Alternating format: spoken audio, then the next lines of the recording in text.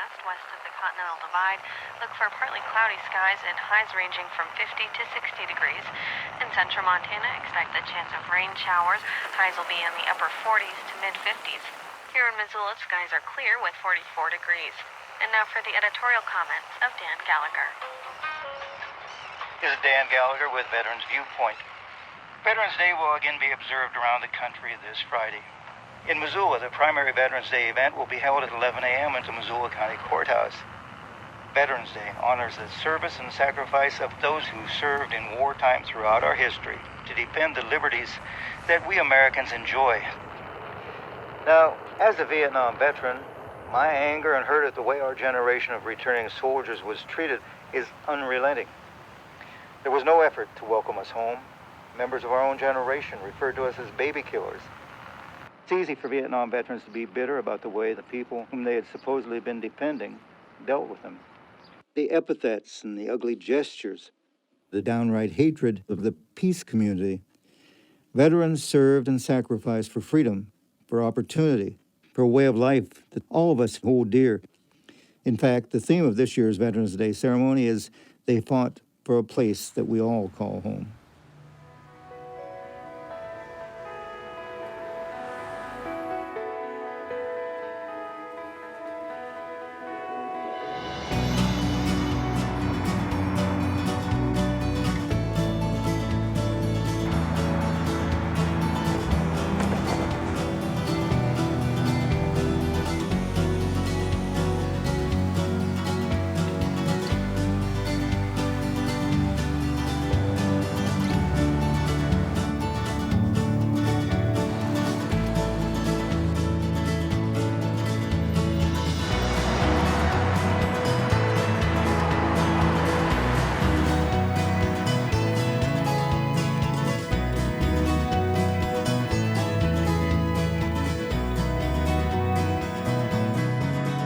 I moved to Missoula from Kalispell, which is a couple hours north of here, and my sister lived in Missoula, and so I made frequent trips to Missoula to see her.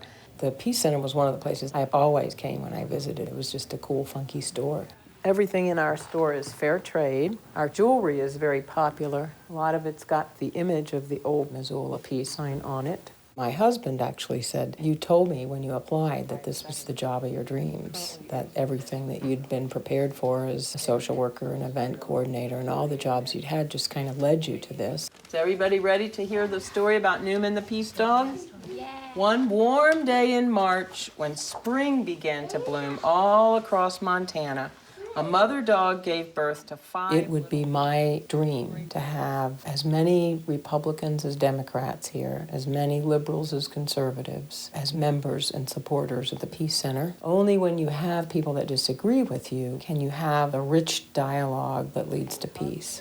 He went to live with this new family in Missoula. The lady would take Newman to work with her at a place called the Jeanette Rankin Peace Center. He was the official greeter. Each person that came in was different, and each one was worthy of love, and Newman was there to give it. So at the Peace Center, we are obviously concerned about the way that people get along together. Conflict resolution is what I'm supposed to talk about, but really it's about communication. When I leave, you won't know all the answers. Think of today as planting a seed. At every moment, we have two choices. We can take the easy way out or the hard way. This actually comes from addiction work. Every moment an addict has a choice, or a former addict, to take another drink, which is the easy way out, or to stay sober for the moment. And that's the hard way, but it's really about getting them what they want in the long run. A lot of times I think people hear a perspective that doesn't agree with theirs and they turn away. They don't stay in the conversation long enough to get beyond their opinions and judgments to the places where they might be the same. And that's where you make peace. Most of you know that we have had an ongoing steering committee to honor the old Missoula peace sign. In May, it will be 10 years it's been down. This has brought up a lot of new interest, both for and against the peace sign. As an organization, we have this goal of honoring that symbol and of working to try to bring the pieces together again. can we recreate the icon that it was? The land itself was owned by Quest or something like that. To put it back in its original place, I don't know who owns that land now. The city does. Does anyone have a record of the comments that were made when it was taken down? Oh, yeah. Because there were some people who were very grateful that it was taken down. Right. It'd be interesting to put it out to school children. We had this sign that used to be up on Waterworks Hill. If you could put it someplace, where would you put it? Sometimes they see things with really new eyes. They get the peace idea. They would have the background of war and battles, veterans versus peacemakers. I just wanted to show you this because of the conversation. A young person put this together for her project at school. Maybe she wants to be on that committee. Well, now that's a great idea. Yeah. Yeah.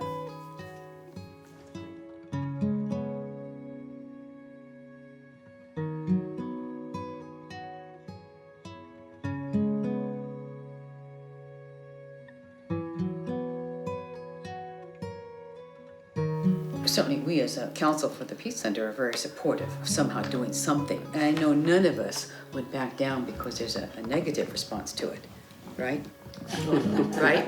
I feel like we still have to be very responsible for the people that are disagreeing, that be open to those conversations. I think they're mostly environmental.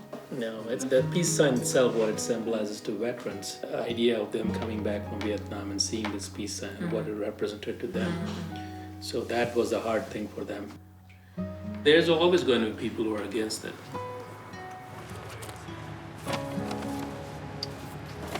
You go ahead and take it back. As a Vietnam veteran, there wasn't a lot of room for involvement in traditional veterans organizations, and in 1980, the American Legion authorized the creation of all Vietnam veteran American Legion posts. So I was a primary organizer of American Legion Post 101 here in Missoula.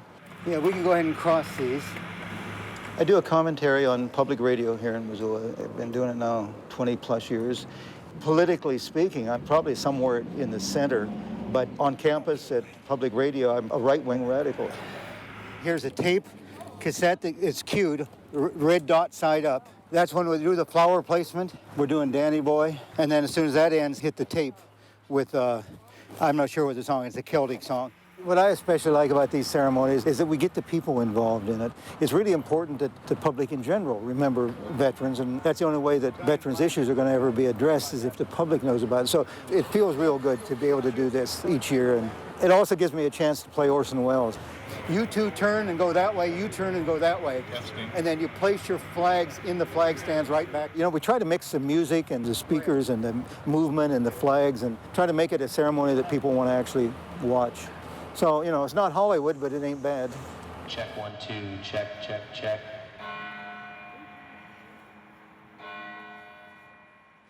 I just turned 20 when I got back from Vietnam.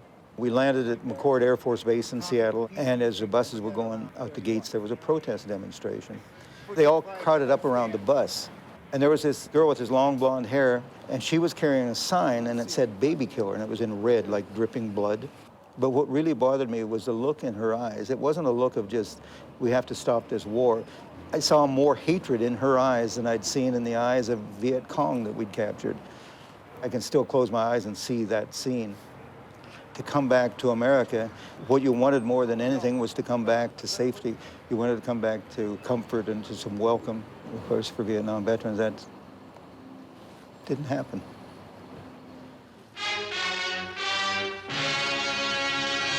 Thousands of demonstrators opposed to the Vietnam War assembled in the nation's capital for a mass protest. Military police contain the crowd, but clashes soon break out. Some 400 demonstrators are arrested, 2 soldiers are injured, and tear gas is used. The same weekend saw nationwide demonstrations supporting American GIs in Vietnam. There is a whole segment of people that don't believe that the peace sign is a symbol of peace, but that it was a protest against them personally. Their uniform was not only the tie-dyed clothes, their uniform, their emblem was the peace sign. That symbolized everything that was happening to us. And it became something that we learned to hate. I'd had some comments from people in the peace community about, why do you want to build bridges to veterans? They're the problem, they're the enemy. But until we find a way to create peace together, we continue to have wars and Veterans Day ceremonies. Usually, it's the first shot fired in a war that is emphasized in our history books. In fact, our country's history began when the embattled farmers stood at Concord and Lexington and fired what Emerson called the shot heard around the world. One of the participants from one of the service organizations told me that I would not be welcome at the Veterans Day ceremony. It was a moment when I thought, is this even worth it? Is a bridge even possible? In a poem entitled My Creed, Howard Arnold Walter stated the spirit and motivation befitting a soldier veteran. He said, "I would be true, for there are those who trust me. I would be pure, for there are those who care. I would be strong, for there is much to suffer. I would be brave, for there is much to dare." On this Veterans Day, we must all pledge that our veterans, those who served and sacrificed in war on our behalf, will themselves be cared for and honored until war ceases to exist. That is, until the last shot is fired. Gracious God, giver and sustainer of life, send upon us and our nation your spirit of wisdom and courage. I was at the Veterans Day event at the invitation of Dan Gallagher. I thought it was the best of those that he's ever put together. I also thought that he had missed a rich opportunity in his own speech to have awakened us to the need for peace. He gave a talk that was very, very good about when the last shot is fired. I wished he had taken that a little further and called people to be sure the last shot already has been fired. This Veterans Day ceremony is not only for we who are veterans. Everyone is affected by the life of a veteran. Virtually everyone knows a veteran. There's a veteran important in their life. And every year, we've made it possible for each of you to remember a veteran who is important in your life by placing a flower on this honor table in front of us. Even if we feel like the war is illegal or immoral, it's the veterans and the families of those veterans that bear the burdens long after our arguments about it are done. Those people are still fighting in our name and bearing wounds in our name. Those wounds will last a lifetime for them.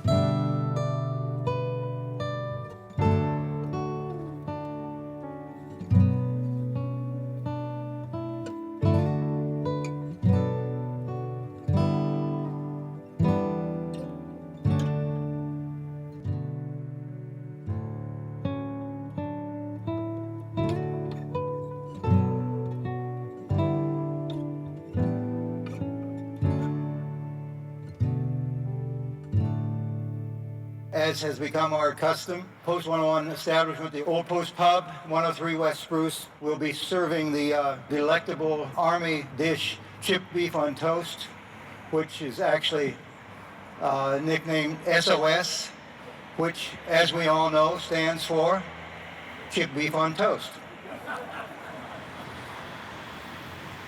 Have you met all of these people, by the way?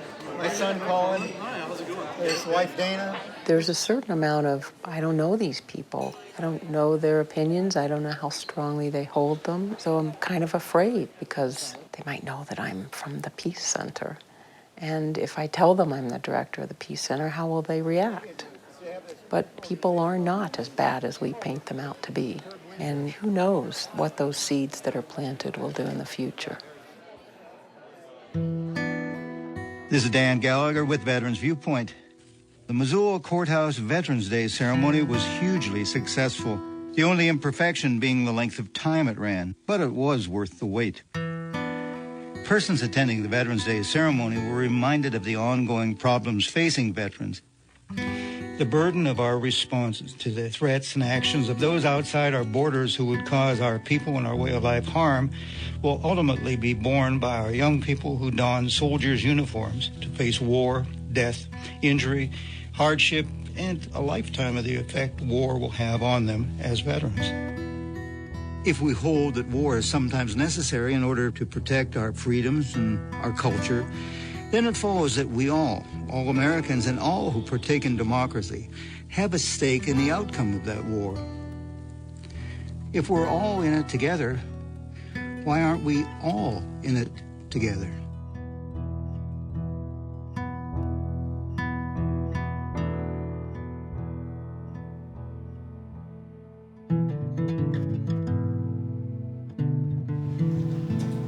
young peacemakers, I congratulate you. It's so wonderful that you took part in this search for peace this year.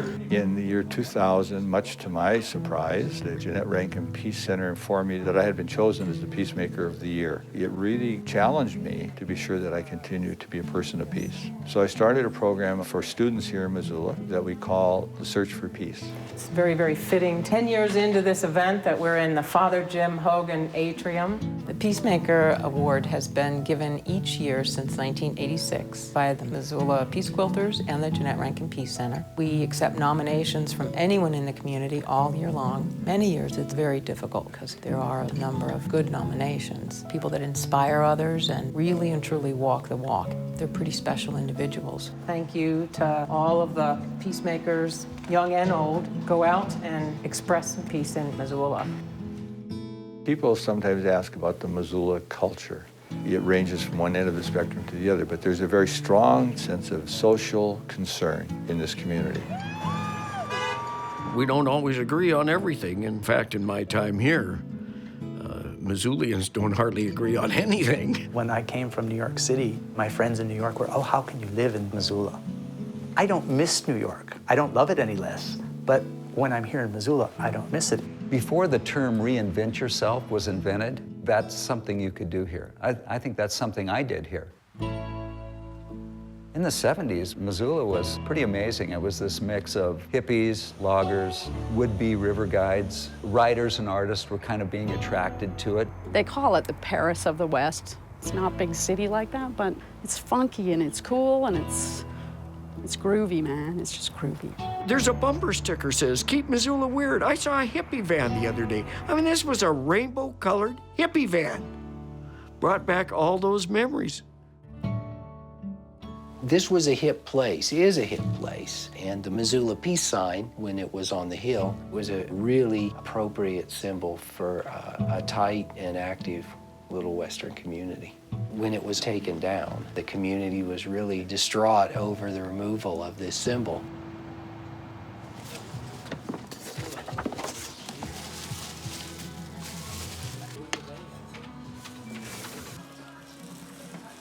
This is the configuration that I like to put them out in. It's the sort of thing that comes out with people that have too much time. Hang on to these for packaging. You know, that little house behind that big tree, how would you ever... I'm the manager here at Rockin' Rudy's. I've been since the beginning, and we opened in Missoula in the summer of 1982. Our first business was as a used record store, and we rented records. That was about the time that the peace sign appeared on the hill.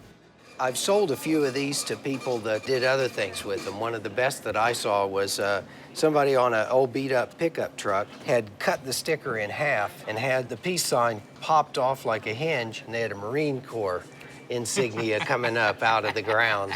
We have had products for sale that included the images of the peace sign almost since day one. And one of the first things that we did was the back page of the Missoula Independent. Shortly after we ran the ad, I got a cryptic handwritten note that said, please don't forget to include in the bottom corner of any image of the peace sign NSLF, which stands for the North Side Liberation Front.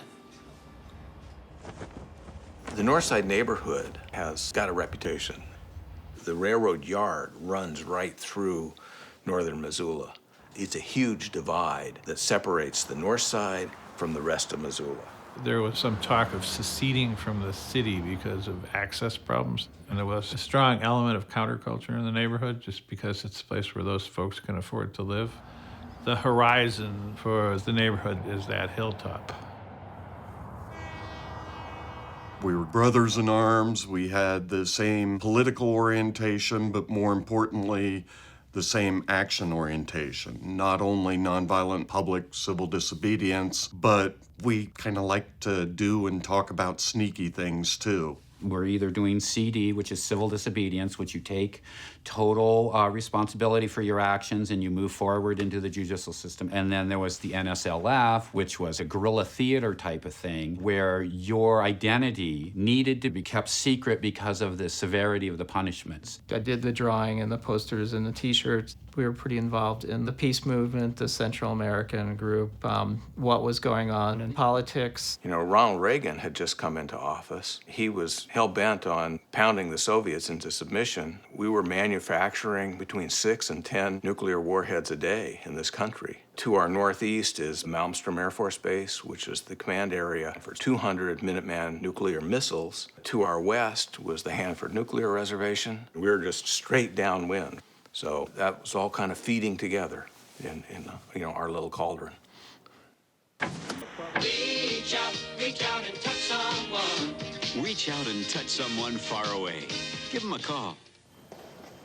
The first time I came across the story was actually looking through some old files here in the office. I had come across a file that had newspaper clippings and some internal memos that discussed the reflector. A passive reflector has no electronics, no mechanical parts whatsoever. This particular reflector had been used to bounce the traffic from Hamilton, Montana to Missoula, Montana. The Bell system.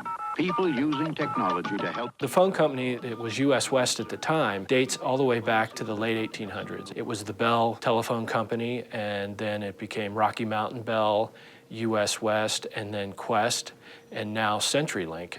At the time, the home telephone was very critical for how people communicated. You know, this was before cell phones, before email, and the reflector was what we used to get service to customers in the valley outside Missoula.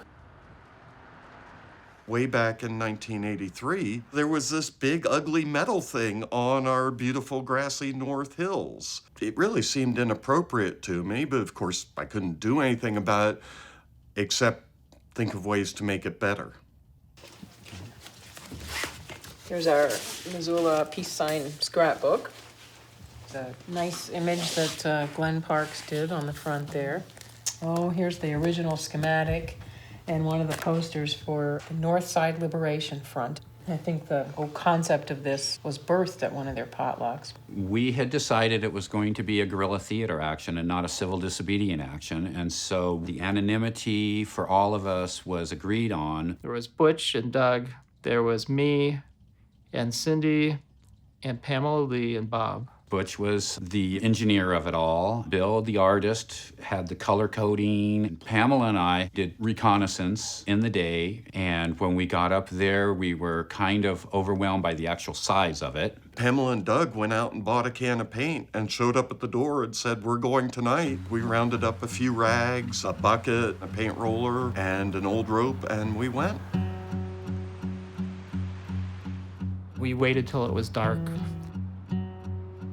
I remember getting up there and looking around.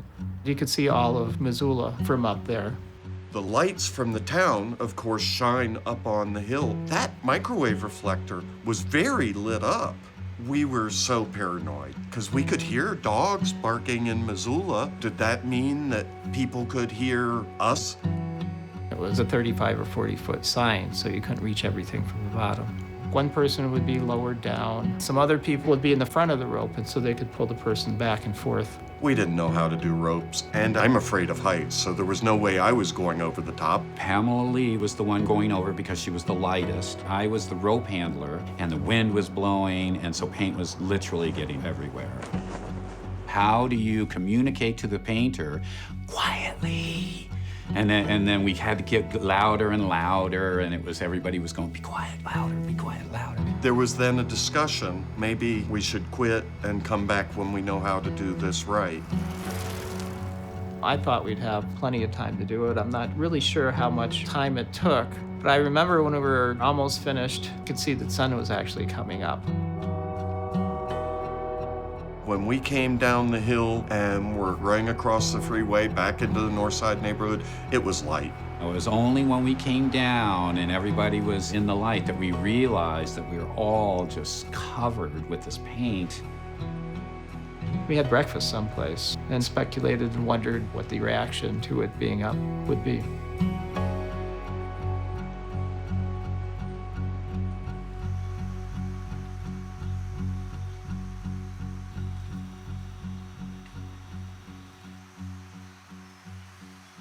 We're in Charlotte, Montana, about 50 miles north of Missoula.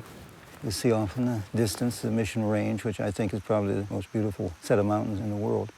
We're on the farm that I was raised on, 80-acre family farm that my parents raised 13 kids on. I was 13th of 13.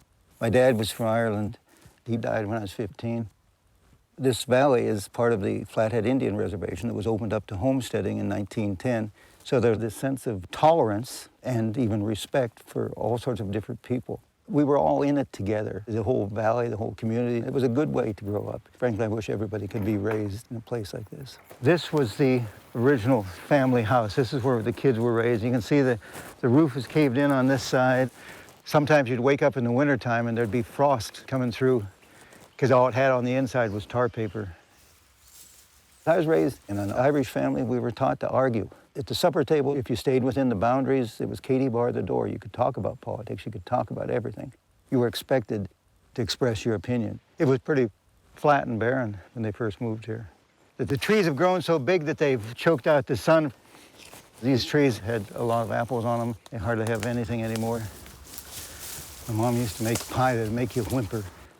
Matter of fact, there's still jars of stuff that she made in the cellar, and she died in 1993. They were tough people. Those people of that time, I mean, they were just damn tough. My dad had been an Irish rebel fighting the British in Ireland. In World War I, he was an American soldier. My oldest brother was in the Navy right at the end of World War II. My next oldest brother was in the Korean War. Being an immigrant, one of the things my dad always told us was that this is a great country with all its flaws. It's a great country and it's worth defending. Where'd Angel go? Angel! Personally, I was extremely affected by John Kennedy and the famous quote in his inaugural, "Ask not what your country can do for you, ask what you can do for your country." Maybe today that sounds a bit trite or a bit phony or contrived, but I think we were maybe a little less jaded in those days. He preceded that quote talking about the sense of fulfillment that came with service. And he said, "The energy, the faith, the devotion which we bring to this endeavor will light our country and all who serve it. And the glow from that fire can truly light the world. And so, my fellow Americans, ask not what your country can do for you." I went to Airborne, went to jump school, and I wanted to be a Green Beret, which I became. So I remember catching a bus, going to Butte and getting sworn in, and first plane ride I ever had in my life was out of Butte, flying to Fort Ord, California. I think I was more afraid of the plane ride than I was of going off to war. And my first car, 55 Pontiac. It was 10 years old when I got it. It had a Bonneville engine in it. One time, I had that sucker up to 108 miles an hour. Why, I don't know. I spent that day exploring things I'd left so long ago. Soon the memories gathered around me and old familiar feelings flowed. Some memories in my veteran years are unpleasant, cold, and dark. That's why the warm and pleasant ones bring such pleasure to my heart. I write about a poem a year. It's just sort of cathartic for me. You know, words have a power. And it was surely such a moment when I felt my mother's eyes. I found in writing these poems, I was able to articulate what it was I was feeling over the years as a Vietnam veteran and just life in general. Now, the passing years are many that my mother has been gone. And for decades, I've been aging since my return from Vietnam. But there were times I'd recollect in a quickly passing thought. That time I felt my mother's eyes and the peace that feeling brought. I was brought up by an Irish father who strongly believed in dialogue and discussion. When we would talk at the dinner table, he would not hesitate to argue with anyone just for the sake of argument, just to get the dialogue out there. I remember my mother saying, "Frank, don't do that. It's not right. It's not polite." He's like, "Oh, nonsense. You know, this is good, healthy conversation." He did believe that it was healthy for us to disagree. My parents were anti-war. They raised me that killing was wrong, period. No justifications around it. It was just wrong. In my personal life, I practiced learning to hold my own peace in the midst of lots of disparate voices. Being a peacemaker is about letting go of judgments and saying to people, "I know you have a different perspective. It's okay. I accept you. If I understand them, I can encourage them to understand me more."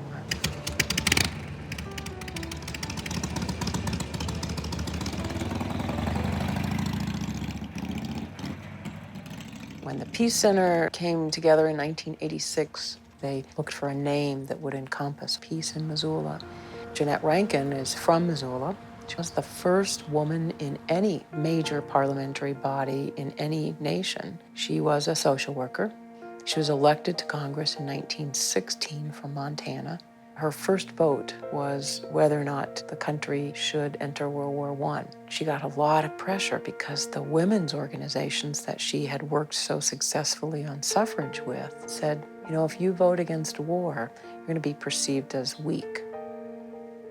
She agonized greatly over that, and in the end voted her conscience and was not reelected.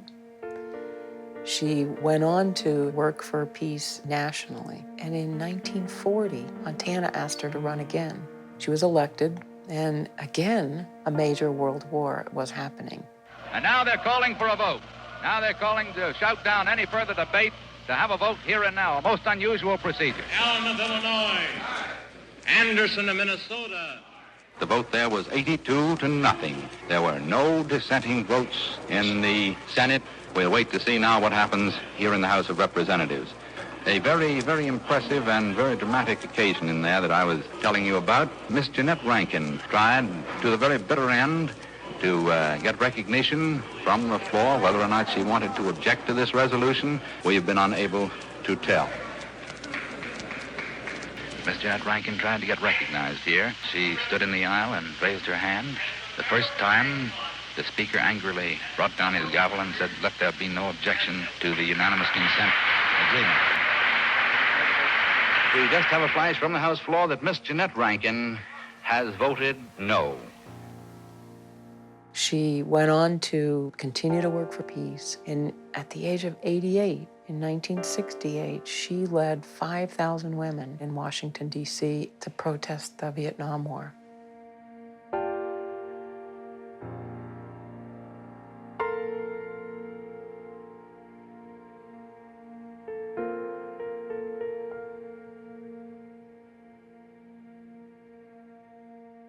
Somebody said to me, have you looked up on Waterworks Hill? And I said no, and they said there's something up there that you need to take a look at. One of the people I was living with had heard about it or knew that it was going to happen and said, you know, you ought to go look up on the hill. It was impossible, actually, not to see it from anywhere in downtown. There was kind of almost a chuckle that there it was on view for the entire population of our valley. This is one of the photographs from 1983 that's made into a Christmas card. From the beginning, the first time that the peace sign went up on the hill, I think we felt proud, my husband and I. It was a real reflection of what Missoula meant to us. I remember it made me very happy, even though I knew that it was probably not going to last for very long. I thought that it fit this community so well with its history of Jeanette Rankin and the whole peace movement. I hated it. I was angry. I was embarrassed by it, and I wished that lightning would strike it and get rid of it.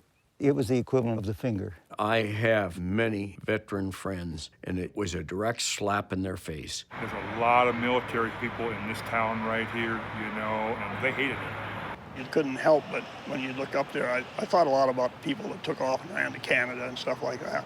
I think even within the service, there was always split feelings. Many beautiful and earnest people that gathered to put that sign up on the hill there. Most of them that had been in Vietnam didn't like it very much. We took heat as a police department. People wanted us to take truncheons and go in there and take names and administer justice. There was all the talk about who did it. I wonder who did it. I presumed it was sort of a secret society. I never heard a name or an indication of who did that. I had a good idea of some of the people that were involved in it. I don't know to this day. The corporation that owned the reflector, US West, their reaction was to put a $1,000 reward for the perpetrators. For us, that was about 6 months living. So we were nervous. The concern in the company was that it would affect the signal and it would degrade the service. There was a special type of paint that was referred to as by the microwave radio company, and so it was very expensive to return it to its original state. When the corporation painted it over, thinking that they had solved the problem, they actually helped because they had painted it a tan, which was a perfect background color versus aluminum. And we had solved a lot of our technical engineering problems, so that was the second one. That kind of set me off. That was almost a little more than I could deal with. And I do remember going to the sheriff's department and demanding a little more attention. I think accessibility really hindered law enforcement. Manpower hindered law enforcement. And the will and determination of the peace activists was full bore at that time. You can see just the amount of importance on both sides that this structure in Missoula had. No matter how many times the company painted over it, folks would go back up there and repaint the peace sign. Over the course of the next several years, it was painted over and repainted and unpainted and repainted more times than I could keep track of. It probably was costing between $2,000 and $3,000 to paint over it. It would take typically 3 days. As I remember at one time, they actually, whoever, and I have no idea even at this point who was painting it, but they went back up and started painting it again before we had completed getting it repainted. We were hiring professionals to go up there and we couldn't keep up with them. And I thought, wow, what are we dealing with here? I mean, what kind of a group of people are we involved with here? By then, I think that there was some sense of investment in the idea of having the symbol there. We all sort of claimed it as a group, as a symbol of our community. Having it be this kind of beacon on the hill for so many years over the Missoula community, I felt like it was affecting people, whether they were aware of it or not. Many people have told me when they would look up and see that symbol, they would be instantly kind of relaxed and breathe and think, yes, that's what we hope for, that's our goal. It just was an affirmation as well as a call to action. My job in the Army was demolition, and we talked about how much C4 explosive it would take to blow it to smithereens. A lot of veterans called the peace symbol a chicken scratch. It represented everything I hated. I considered service to country a sacred obligation. Remember, when you start out, the American flag is on the left as you face it. The American, Irish, state, and post. When someone goes to war, part of their pay has to be being welcomed back by the nation that they served. Psychological back pay is what I call it, and you have to have that. That is part of the price of war. I cannot tell you how glad I am I'm not on a horse, or how glad the horse is about that. There's a conversation that's gone on for years. How do we reconcile the call to military service and what that call means for the folks who serve us and our commitment to a peaceful community? How do we put those pieces together in a conversation rather than a fight?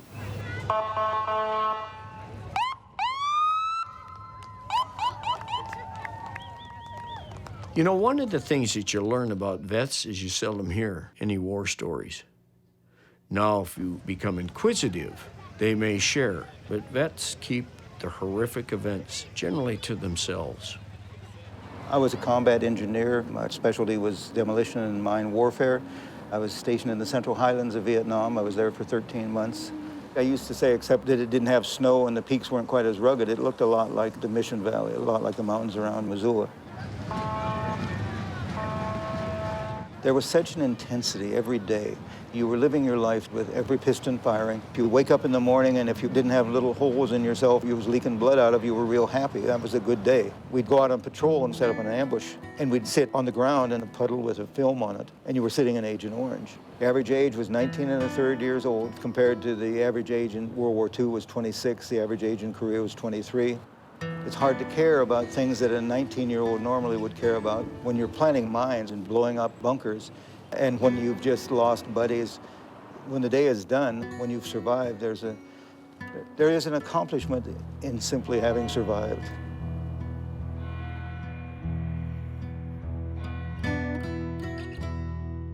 40 years after walking in the Central Highlands, carrying a grenade launcher, walking through the fields, 19 years old, even 40 years later, it doesn't take anything, a sound, a noise, the sound of a Huey, the music of the Four Tops, certain smells, warm rain will do it. Smell of diesel, of all things. There's so much equipment over there. Looking at the peace sign, it doesn't take anything to bring all those feelings come flooding back.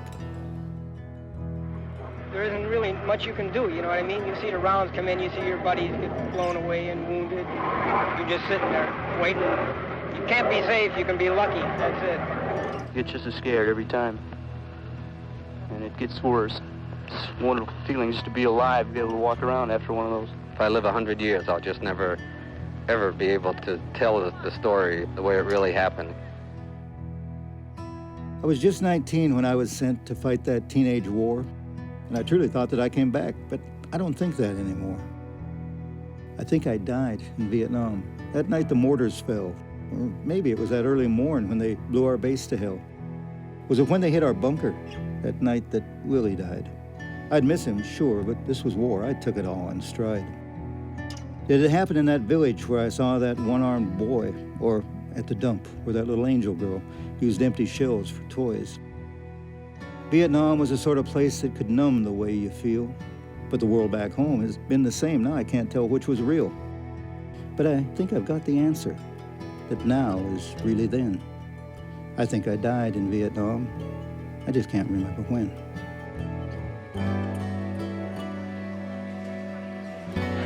That kept telling everybody to tell the mothers there'll always be wars. Your boys will always go to war. And they didn't want him running around saying that.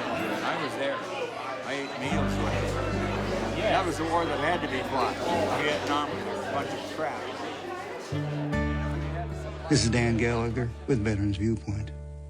More than 1 million Americans have given their lives, sometimes in the most gruesome of ways, fighting the wars that our leaders and the American populace sent them to fight. Millions more live out their lives with some degree of pain from the physical wounds of war, and tens of millions return to suffer through life from those wounds of war that show no scars. The American public has little understanding of the problems that their service has created for them, for their families, for their relationships with spouses, children, and the folks back home, and for their own overall well-being.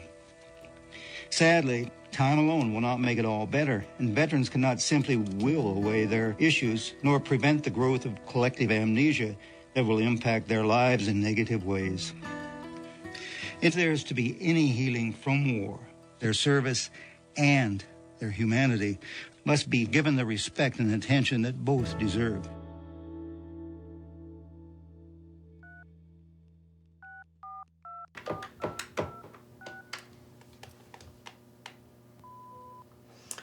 Staff Sergeant Salisbury, this is Betsy Mulligan-Dague from the Jeanette Rankin Peace Center, and I wanted to talk with you about our peace knitting group and resolve a question in my mind. If you could give me a call back. We were going to make something for the troops. So I called to find out if there was anything that we could knit for them, socks or hats or scarves. Didn't get a response back when I left a message, left a second message and didn't get a response back. One of our work study students is a National Guard member, so I asked him to ask if there's anything that our knitting group could make that would support the guys and gals in the National Guard. And when he came back, he said that his staff sergeant had said no, they really didn't accept donations from individual groups because there was messages and propaganda associated with the groups that they didn't want getting to the troops. And that kind of disturbed me. My assumption is, well, maybe it's because peace is, misunderstood term, or maybe they think that we're going to try to convert the troops somehow. What we're trying to do, it has nothing to do with propaganda. It has to do with what I think is peacemaking. If a pair of socks that we knit can keep them warm and know that they're loved and supported, that's all that we're hoping for. The peace knitters are going to be taking over some hats that we made for the veterans at the Valor House. The Valor House is our transitional housing unit for homeless veterans. Everybody gonna fit? Every interaction that you have should be about compassion and accountability and respect. Instead of thinking about other people that need to learn this skill, how can I take it on? If I want to see less conflict in the world, how can I make that happen? We are all in this together, and I think when you find people that don't think like you do, being willing to say, I'm going to lay down any judgment that I might have and just approach you as a fellow human being, that is a step toward making peace. All of us, at every moment, have that choice to build a bridge to someone else. Now, what if you come at someone positively and they still feel negatively? Good question. You don't have control over the outcome. You cannot control the way someone else drives their car. The question is, are you driving the car right? If you use compassion, accountability, and respect, they are more apt to do it. Maybe not now, but tomorrow they might think about it more. Maybe they'll respond, maybe they won't. It may not work the first time. Hi, I'm Betsy from the Jeanette Rankin Peace Center. Hi, I'm Nathan. Our peace knitting group made some knitted hats. We also made cookies and have some coffee that we wanted just to leave as a present. Wonderful. That's much appreciated. Yes. So you'll make sure that the veterans get them and... Equitably, yes. Okay. There's 17 hats and 17 coffees. We do right and now. Okay, Yeah, good. thank you so much. Okay. You're very welcome. Right. Please thank them for us. Okay. Yes. We appreciate everything that they've sacrificed As do we. for us. Yeah. Well, thank you so much. There are some people in the peace community that don't understand us wanting to do that, but those are the things I think we need to do. Step across out of the choir into the divide where people think differently than we do.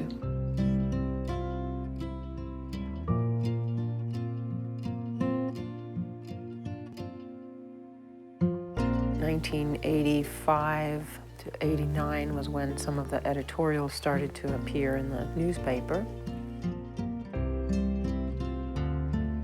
Here's some of the letters to the editor, pro and con.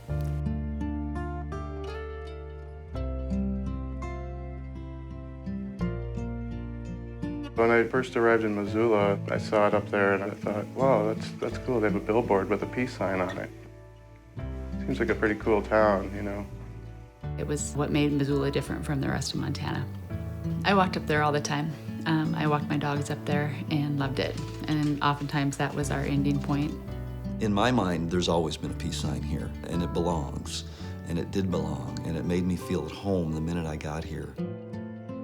When I moved into the mayor's office, someone had presented me with a very fine print of the peace sign, and I hung it in the mayor's office.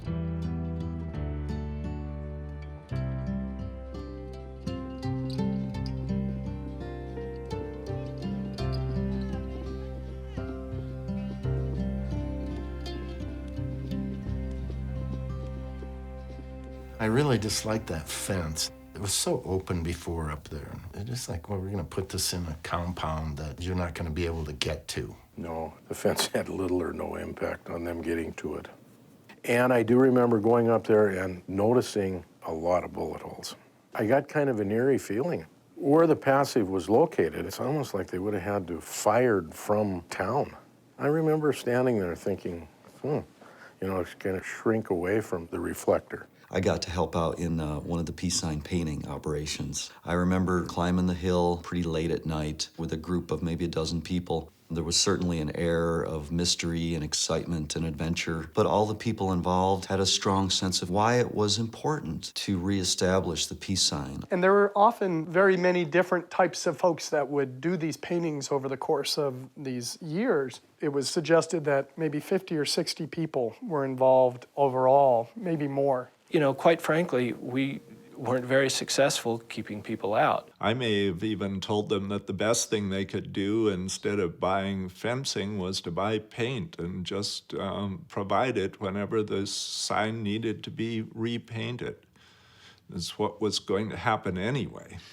I remember a slight discussion about electrifying the fence, but that was just a brief. I mean, I think that was probably a 5-minute consideration, and no, absolutely not. If there's any problem with the microwave, you'll be arrested for trespass. We're not going to bother that. Okay, I'm not saying you are, just so everybody understands the law. Finally, the company just gave up and let it be. We never found any evidence that the service quality was degraded. At the same time, we were slowly beginning to build fiber routes and other kinds of connections, so the reflector was becoming less necessary over a period of time, and it was important to the community. So I think a combination of all of those factors led the company to just let it go. That was a small victory, or maybe a big victory for people that appreciated seeing the sign on the hill.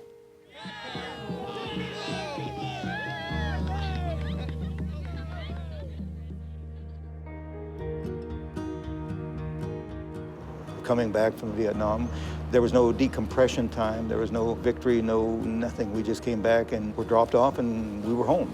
On a Wednesday night, we were getting machine gun fire. I left on Friday at 1 o'clock in the afternoon. We didn't separate the soldier from the war with World War II because we didn't want to separate the soldier from the war. They were victors, they won. The Vietnam soldier came home to an empty bus station. And suddenly we were facing problems that we didn't understand. I think it's helpful to remember that the news at that time was very graphic about what was going on in Vietnam. So in our living rooms, we had detailed footage of carnage. There would seem to be little hope of peace, for this is a war that nobody can win. This awakened a deep sense of anger and grief in people. Unfortunately, when the veterans came home, they became the object of that anger when it should have been directed to our national policy. It was a situation that caused a great deal of strife on both sides. And I'm going to lean towards the veteran side in that I don't think that's the way they should have come home and been subjected to that. And today they're still suffering the pains. When Vietnam fell in 1975, I remember looking at the TV and seeing the Huey helicopters being pushed into the ocean and the people scurrying from the rooftop of the embassy. It was really a very defeating sort of day, and I think that was when the plunge really began for me. And 1975 was the worst year of probably of my life. Finally, in the late 70s, when it was basically accepted that there was an issue called PTSD, and that Vietnam veterans were suffering from it because of the trauma and the reception afterwards, it helped a lot of Vietnam veterans to actually start to deal with their problems. This is Dan Gallagher for American Legion Forgotten Warriors Post number 101. Decisions that affect veterans are made in the governmental arena. We veterans must join together to assure that our leaders are made aware. I've been a veterans advocate for 30 years now. I got my law degree when I was in my 40s. In my law practice, I helped veterans get their VA benefits, helped veterans file the paperwork, going to the legislature to lobby on behalf of veterans' issues. The doctor at Salt Lake said that's because you were exposed to Agent Orange. They fired back. It's not in your record, so we can't make it service connectable. Well, asbestosis and the other cancers take time to develop. So to tell them 40, 50 years ago you didn't have any symptoms is a slap in the face. We internalized a lot of our feelings, but they fester and eventually they will come out. They come out in the form of PTSD and anxiety and panic attacks. Johnny doesn't always come marching home. Sometimes he limps home. Sometimes he's carried home. And sometimes only his memory makes it back. They come out in the form of substance abuse, of criminal activity, and they come out in the form of suicides. As a matter of fact, 58,000 Americans died in Vietnam fighting. At least 70,000 Vietnam veterans have committed suicide since the war. So when that peace sign went up in the 1980s, I thought, you bastards, you're sticking that up in our face now. I mean, isn't it bad enough that the war has been lost, that our friends have died? It was 10 years ago that U.S. troops pulled out of Saigon, just as it was being overrun by Viet Cong soldiers. Today, in Missoula, Post 101 of the American Legion planted trees. We're not here to mire ourselves in the problems that have made Vietnam veterans unique, or to ask for special favors for having fulfilled our patriotic duty to our country, which is the greatest nation on earth. I came home believing that I'd done what I was supposed to have done as a soldier. We went to Vietnam to fight against communism. We went to help the people. Seeing the kids and the old people was harder than what we witnessed with soldiers dying. When you look in a child's eyes and you see hunger, you see suffering and pain, that's much bigger than any other political reason that we might be at war. There was that hope that maybe we were bringing a future to those kids. Duick was an 11-year-old Vietnamese girl. She wore shoes made out of Jeep tires, and she had sticks tied together for dolls. Something about Duick touched my heart. She reminded me of nieces and nephews. I've always wondered about her. I wondered what happened in her life. I wish I could know today what she was doing and where she was, because I know she's been living in my heart for a lot of years. A UNICEF report stated that approximately 100,000 Vietnamese civilians had been injured from mines that had been left by Americans after the war. Half of them had died, and out of the half that had died, about half of those were children.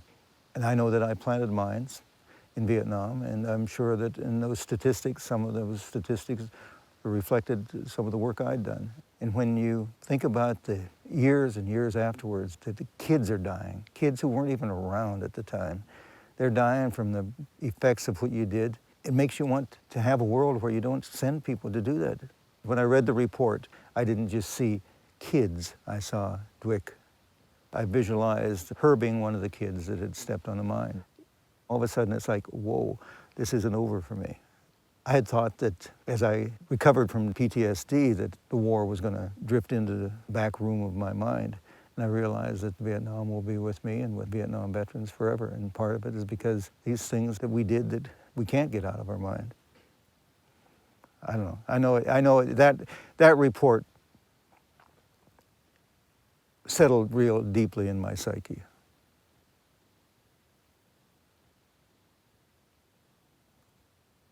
There was an editorial in the Missoulian about Icon in Peril, and it suggested that the new owners, Quest, were no longer interested in maintaining that sign. The technology was outdated, and that they were going to tear it down. At that point, they came to the city, and I was mayor at the time, and said, well, we're going to take the sign down, and we'd like to give you the property. What do you mean, tear it down? This is our sign. Thank you very much. This is the Missoula Community Peace Project headed by Jim Parker that came together to try to save the peace sign. We had regular meetings that were open to anyone to come and tell us what they thought, and people did, both pro and con.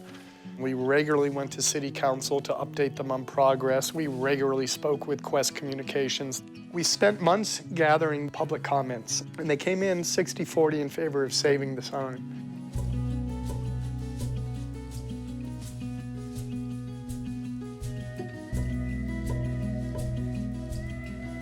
People by then were coming up to the fence and leaving good luck symbols or leaving their name or leaving little sentiments, you know, almost like little prayer wishes. We made the offer to Quest that Quest could donate the land and the peace sign as a tax write-off, or if they preferred, we would do some fundraising and buy the land from them. Regardless who had possession of it, if it stayed up there, it would still continue to be a liability issue. We offered to get an insurance liability policy so that if anybody did hurt themselves, Quest wouldn't be responsible for that, nor would the city. I mean, we had many different ways to do this, but we needed the city to step in and say, we're willing to support that effort.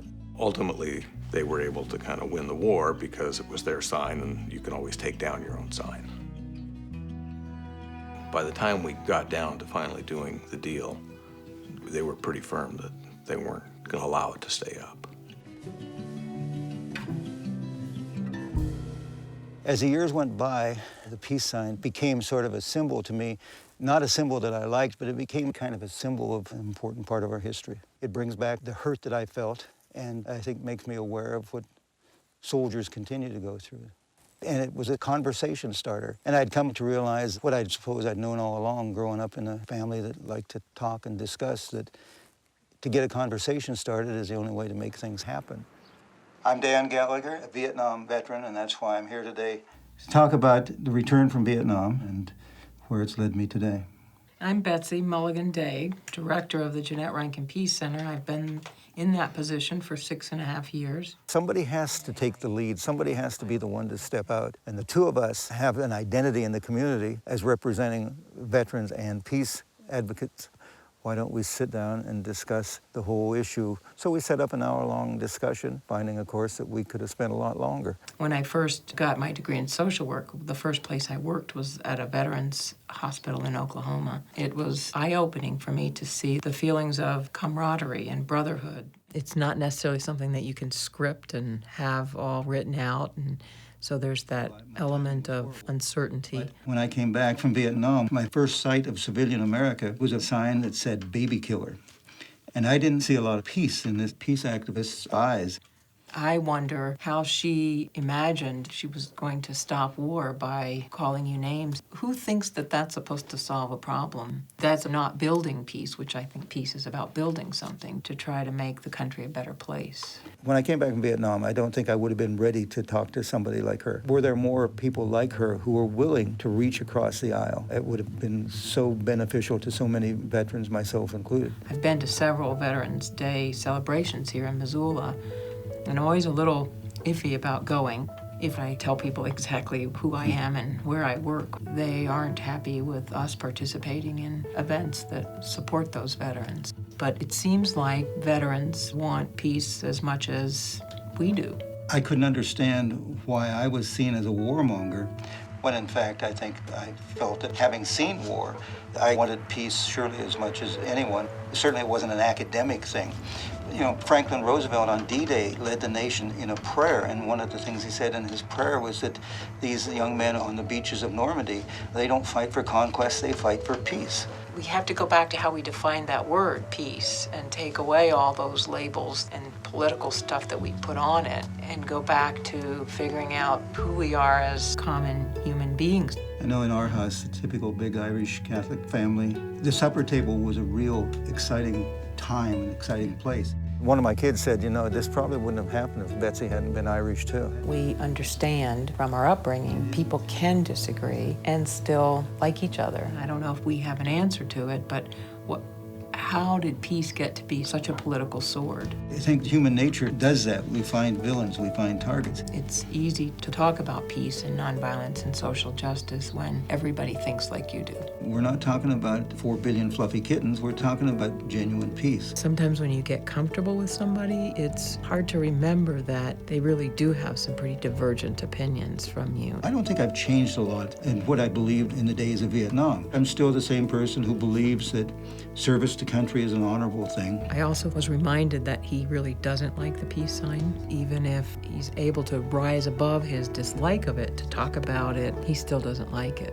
While I still have problems with the peace sign on the hill, it represented the whole Vietnam era and the whole discussion. Maybe we can use the symbols to start the discussion rather than to end the discussion. What I've come to believe is that we need to talk about it. I need to talk about it. We need that supper table back where we sit and argue with each other. I hope we can get some responses, because I'd like to know if we have just spent an hour and a half, we could have just as easily been sleeping, or if we were actually doing something, and I'd like to know what people think. Betsy and I can go to the restaurant and sit over a cup of coffee and talk. I'd like to see people start talking, and they can start by talking to us. I'm kind of excited to think that this peace sign is partly responsible for bringing us together. You talk about coming to the Veterans Day ceremonies. That, to me, is an important first step, that if nothing else, we show up at each other's doings.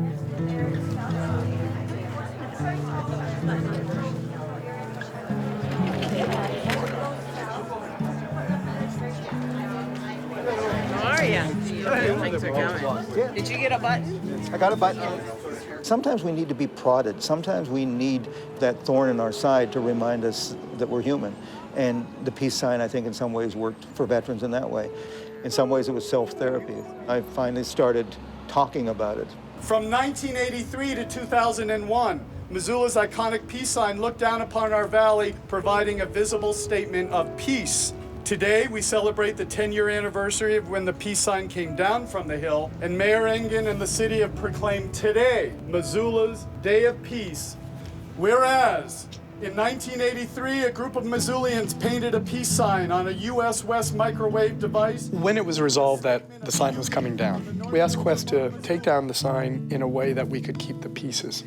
And this, of course, is the year when it came down. It was a 4-man crew, and I think it probably took 2 to 3 days. We knew that people were interested in pieces of it, so we did everything we could to preserve it the best we could.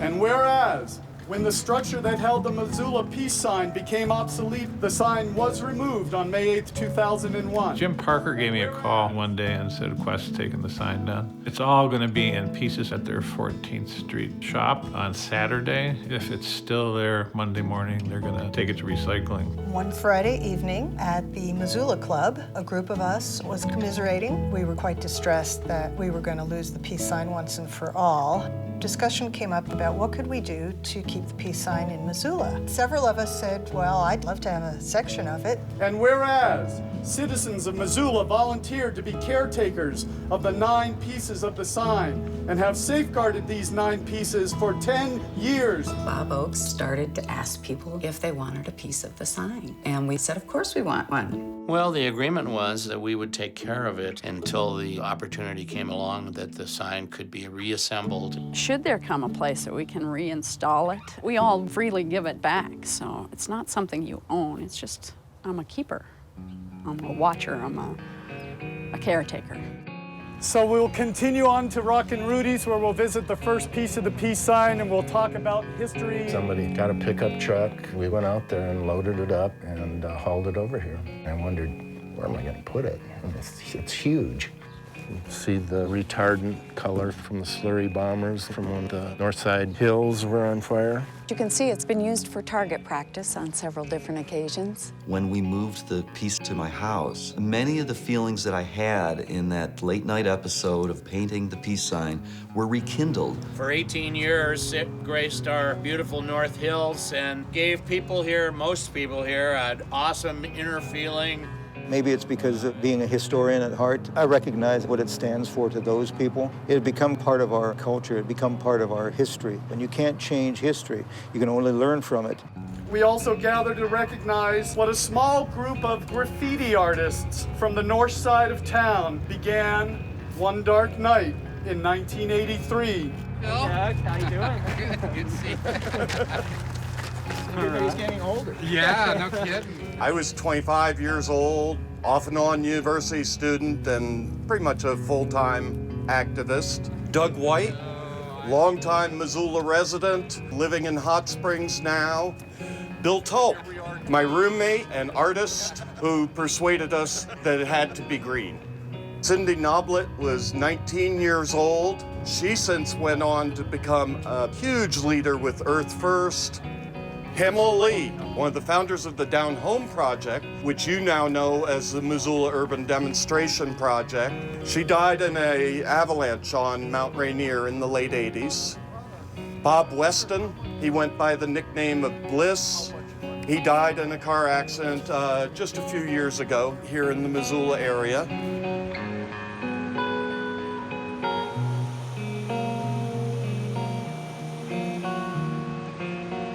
It was just 6 of us. We didn't really know what we were doing that first time. All we did was one night. It's this community that made the peace sign so much magic.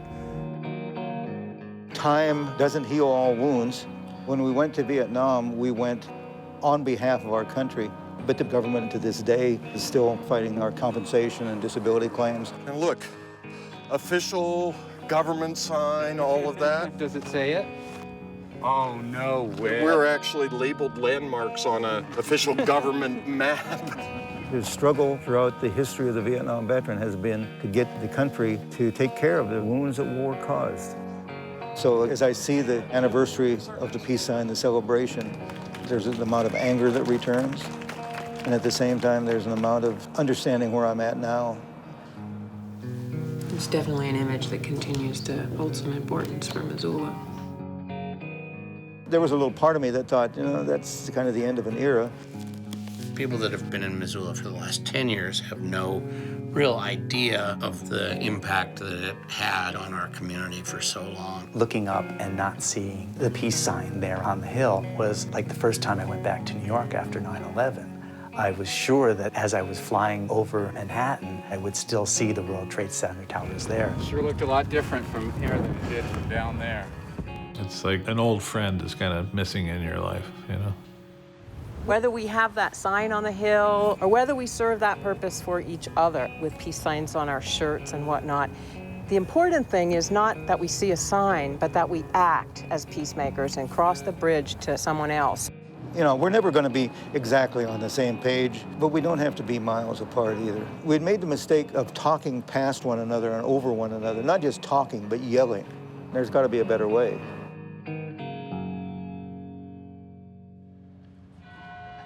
Check, check, check, check, check, check 1, 2, check, check, check, check, check.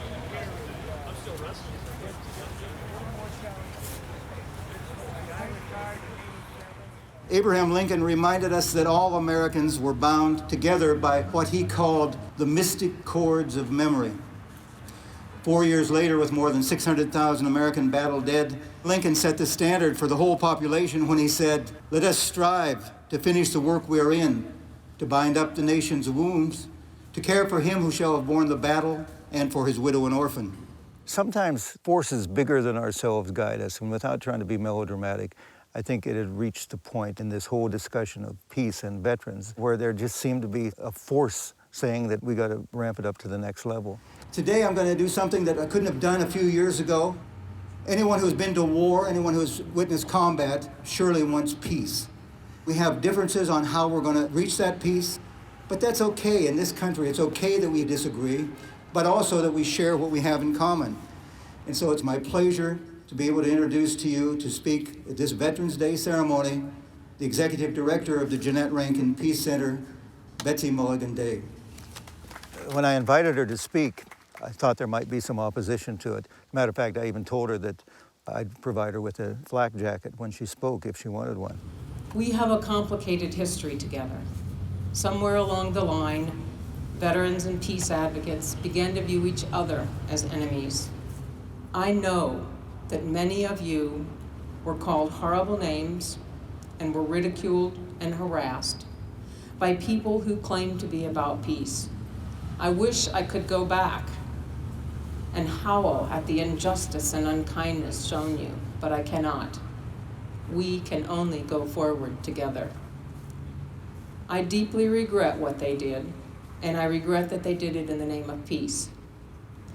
Rather than making peace, it created a huge divide that we have had trouble crossing. It removed the opportunity we had to learn from each other, to listen, and to appreciate each other. On behalf of the peace community, I am here today to do that, to try to right a wrong and to reopen a door, to express our sorrow for the unkindness, to reach out in understanding, and to stand in appreciation for what you've done. I get actually emotional because that statement of regret and apology for what had been done to the Vietnam veterans by those supposedly advocating for peace was something that we had waited 40 years to hear, and it was coming from the head of the Peace Center. We all want to see a better world, and we all want to play our part in its creation. Our differences will never be as important as the things that we have in common, and our causes should never preempt our caring for each other. To every veteran here and not here, I say, you are great because you have chosen to serve with all your life and to offer everything you had to ensure and protect the ideals of this place we all call home. I offer you the gratitude of the entire community. Thank you.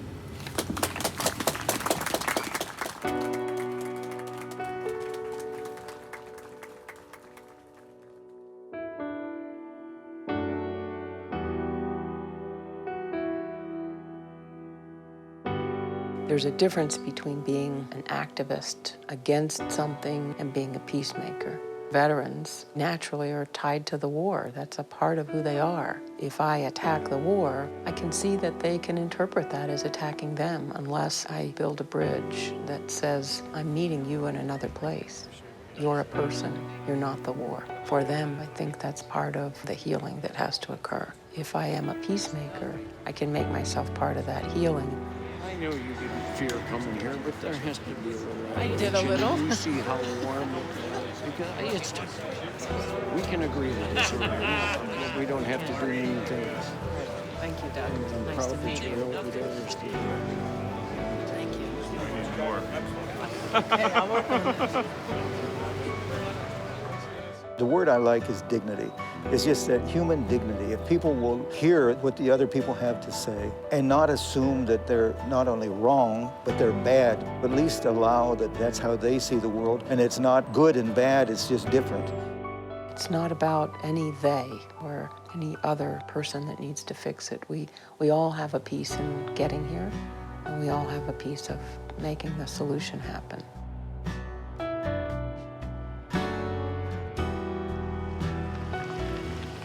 Hopefully it will be back up on the hillside with its brethren at some point in history.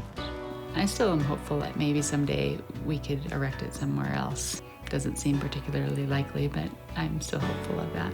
There's some energy about finding a permanent home for it. And the Peace Trail would be a great way to do that. From the Peace Center to the Peace Park to the site of the old peace sign. I think when the time comes, there'll be a pretty big party.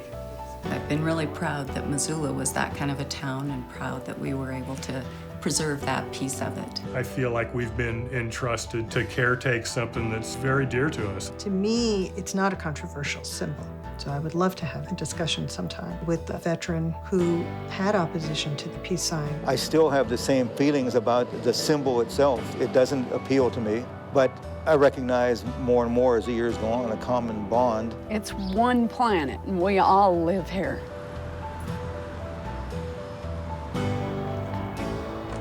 Peace isn't just the absence of war. It's not just the absence of bullets flying. Peace to me means doing what we can to understand one another so that, and I know this is a grandiose thought, but so that everyone can have a life that's worth living. If we had that, it's an idyllic day and it's a dream, but if we had that, we would have the kind of peace that I think we and they all want.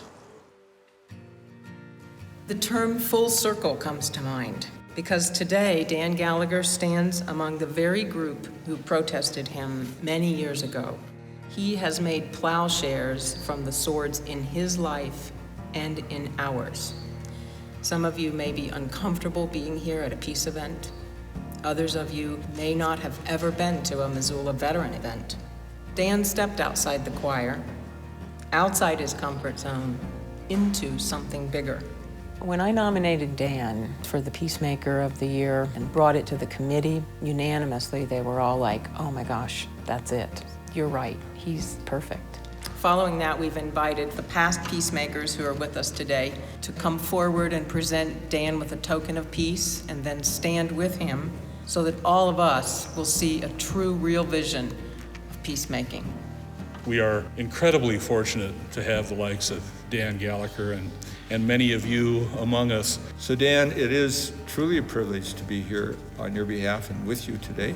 You are an amazing human being in many ways. You have been a mentor to me and to many other veterans who struggled with this question: how can we defend our country and be for peace? Making the peace quilt is just a tremendous honor. When we heard that it was Dan Gallagher, it just chokes me up even to think how wonderful that is. This is peacemaking at its finest, and that is healing.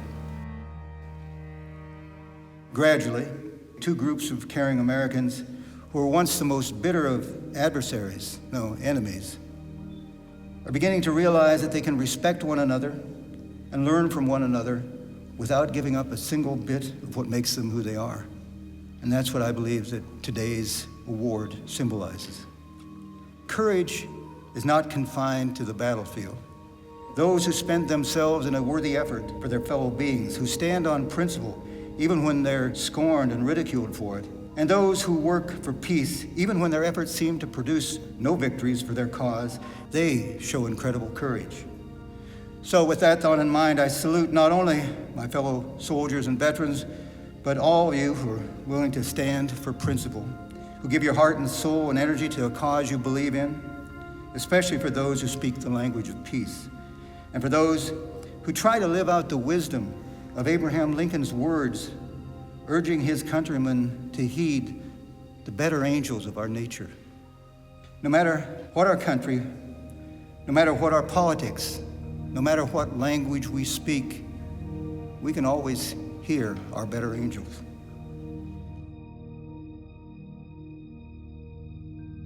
This is Dan Gallagher with Veterans Viewpoint. What would have been unthinkable 20 years ago, a peace activist speaking at a Veterans Day ceremony and a war veteran being honored at a peacemaker ceremony, has become a reality. A gap that once divided us is being bridged as we all work toward a greater goal. People can disagree, even passionately disagree, on a point or issue, and still find common ground if they'll just communicate with one another and show tolerance and respect and dignity for others. As Thomas Jefferson said in his 1801 inaugural, let us remember that not every difference of opinion is a difference of principle. Thank you for being who you are. Well, thank you. I listen to you on the radio. Keep it up. I'm proud to know you, Dan. But I don't know what we're going to do next. This is not about a quick, easy, fast food sort of answer. This is a slow process and it takes time. You have to let go of the outcome. You can only control the way you react. If you hear nothing else from me today, hear this. You need to be the change that you want to see. When I went to Mass as a youngster, we often spoke and prayed and sang in Latin. One of the Latin hymns that we sang back then was Dona nobis pacem, give us peace. So I say, for all the soldiers and veterans and their families, Dona nobis pacem. For all who stand on principle, who work to make life better for their fellow human beings, Dona nobis pacem. And for each of you who seeks to find common ground in spite of obstacles and rejections, Dona nobis pacem. Simple phrase. Dona nobis pacem, give us peace, give us peace.